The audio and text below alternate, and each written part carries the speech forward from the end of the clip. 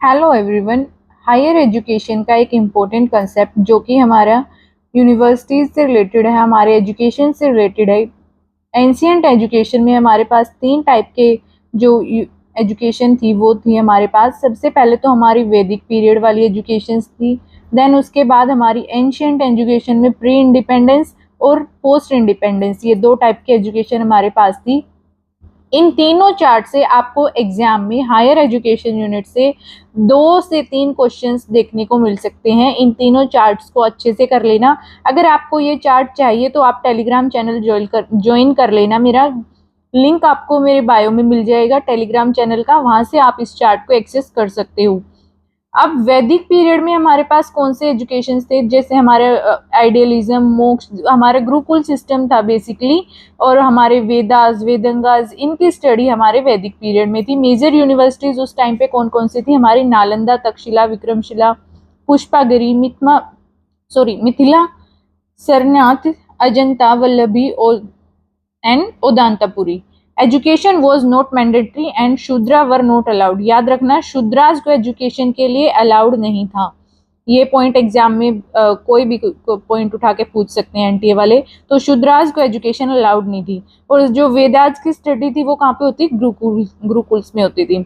Then उसके बाद हमारी मुगल एजुकेशन आई थी, जिसमें एडमिशन बिस्मिल्लाह रस्म होती थी हमारे, जिसमें 4 ईयर 4 मंथ्स 4 डेज का ये टाइम पीरियड था। स्टडी पॉइंट्स हमारे कौन कौन से थे, Agra, Fatehpur, Delhi and others. Study centres maktab and Madrasa.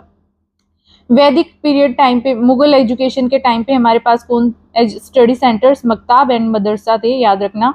High level of punishment, specially physical punishment, high level of punishment था उस टाइम पे, और फिजिकल पनिशमेंट थी वो ज्यादा थी।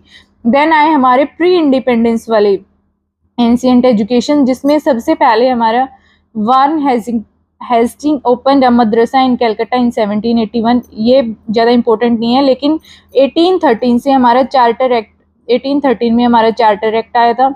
आपसे ईयर भी पूछ सकते हैं कि एल्फिस्टन कॉलेज कौन से ईयर में आया था, मैकलेज मिनट कौन से ईयर में आई थी, वो भी आपसे पूछ सकते हैं। वुड डिस्पैच, याद रखना, वुड्स डिस्पैच से मोस्टली क्वेश्चन पूछा जाता है कि वुड्स डिस्पैच किस ईयर में आया था, या 3 यूनिवर्सिटीज कौन कौन सी थी, तो याद रखना BMC, Bombay, Madras and Calcutta.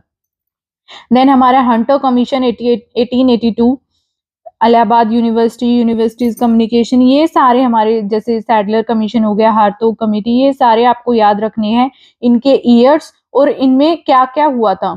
Brief में याद रख लेना, ज्यादा डिटेल में पढ़ने की जरूरत नहीं है। एक एक लाइन सबकी आपके माइंड में होनी चाहिए कि मैकुलेज मिनट जैसे किससे रिलेटेड है।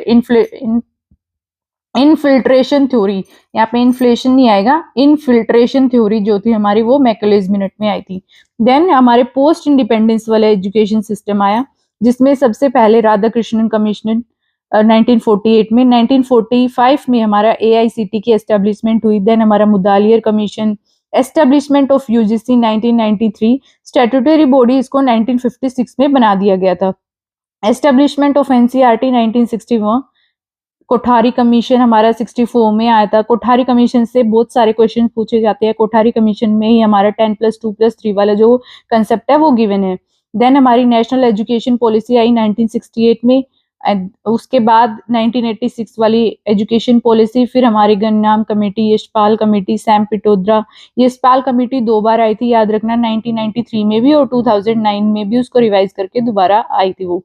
फिर 2017 में हमारी कस्तूरी रंजन कमेटी आई थी। और एनईपी 2020 तो मोस्ट इंपोर्टेंट है। हायर एजुकेशन में आप कुछ भी स्किप कर जाओ, लेकिन एनईपी 2020 को किसी भी हाल में स्किप नहीं करना है। इससे 2 से 1 क्वेश्चन तो पूछा ही जाएगा, हो सकता है 2 क्वेश्चन भी पूछ ले। तो एनईपी 2020 तो मस्ट है। अगर कुछ भी नहीं पढ़ा है ना, तो हायर एजुकेशन में आप एनईपी 2020 को तो पढ़ के ही जाना, इसको स्किप नहीं करना है। एनईपी 2020 किसके अध्यक्षता में ये बनी थी, मतलब इसके फाउंडर कौन थे, मतलब कौन से जो हमारे चेयरपर्सन थे ना वो कौन थे, वो याद रखना है। एनईपी 2020 में हमारा 5+3+3+4 53-34 वाला कंसेप्ट आया था। फाउंडेशनल लिटरेसी न्यूमरेसी की इसमें बात की गई थी।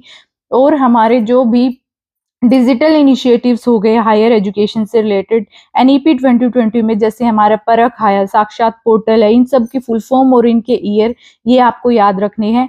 और हमारे जैसे academic bank of credit ABC किससे रिलेटेड है, ये आपको पता होना चाहिए। और NEP 2020 में हमारे टीचर एजुकेशन की बात की गई है, वोकेशनल एजुकेशन की बात की गई है। ये सारे कंसेप्ट आपको याद रखनी है। ये चार्ट आपको अगर चाहिए तो टेलीग्राम चैनल ज्वाइन कर लेना, लिंक आपको बायो में मिल जाएगा। फ्री ऑफ कॉस्ट ये चार्ट जो है आपको मिल जाएगा।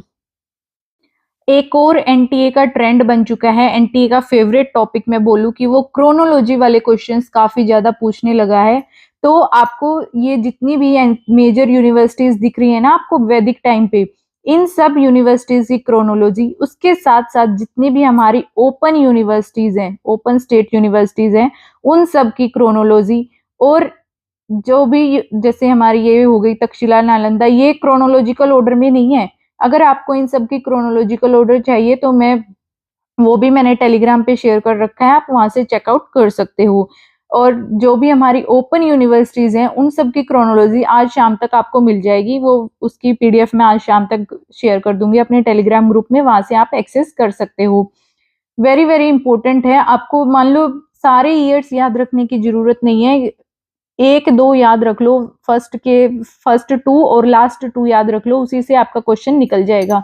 और दूसरा क्रोनोलॉजिकल ऑर्डर हमारा प्री इंडिपेंडेंस वाले जो कमीशंस हैं, कमिटीज हैं, उनसे बनता है। सब इसकी क्रोनोलॉजी आपको याद होनी चाहिए कि 1813 में हमारा चार्टर एक्ट आया है, फिर 1823 में हमारी general committee on public instructions, फिर 1834 में एल्फिन इंस्टीट्यूट बना था, और 1835 में हमारा एल्फिन कॉलेज, या जिसको हम मैकोलेज मिनट भी बोलते हैं। ये आपको क्रोनोलॉजिकल ऑर्डर में याद करना है। 2-3 बार गो थ्रू करना इस चार्ट से, आपके माइंड में ये फिक्स हो जाएगा। किसी भी फैक्ट को याद करने का सबसे मेन पॉइंट यही है, सबसे मेन तरीका या बेसिक तरीका मैं बोलूँ तो किसी भी फैक्चुअल क्वेश्चंस, कंसेप्ट्स को याद करने का तरीका यही है कि जितना हो सके उतने ज्यादा बार आप उस टॉपिक को अपनी आंखों के सामने से लेके जाओ। मतलब दिन में 2-3 बार आपको डेली इस चार्ट को एक बार देख लेना है, इसका स्क्रीनशॉट ले लेना या इसको अपने फोन में सेव कर लो, और दिन में अब जब भी आपको टाइम मिले, खाना खाते टाइम तो नहीं देखोगे ऑब्वियसली, किसी भी टाइम जब भी आप फ्री हो रहे हो, जब आप फोन देख रहे हो, रील्स देखने की जगह आप इस चार्ट को देख लेना, ये एग्जाम में काम भी आएगा, रील्स आपके कुछ काम नहीं आने वाली है। तो इस चार्ट को देख लेना, जितना हो सके उतना मैक्सिमम टाइम्स इसको रिपीट करना। एग्जाम में अभी भी हमारे पास 5-7 दिन का टाइम बचा हुआ है, जिनका एग्जाम 22 को है उनके पास 5 दिन का टाइम अभी बचा हुआ है।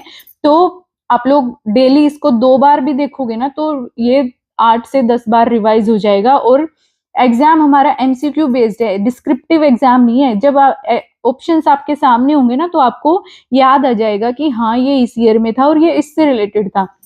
ऐसे ही सेम आपको पोस्ट इंडिपेंडेंस की क्रोनोलॉजी भी याद रखनी है। जैसे 48 में सबसे पहले हमारा राधा कृष्णन कमीशन आया था, फिर हमारे एस्टेब्लिशमेंट ऑफ AICTI 1940, सॉरी ये क्रोनोलॉजिकल ऑर्डर में नहीं है, इसको आपको अरेंज करना पड़ेगा। ईयर्स यहाँ पे दे रखे हैं, नेम भी दे रखे हैं कमीशंस और कमेटीज के, तो आप इसको ईयर वाइज अरेंज कर सकते हो। और अगर आप नहीं करोगे ईयर वाइज अरेंज तो मैं आप सबको ईयर वाइज अरेंज करके दे दूंगी, टेलीग्राम चैनल पे देख लेना आप, वहां पे शाम तक आपको मिल जाएंगे ये सारे नोट्स।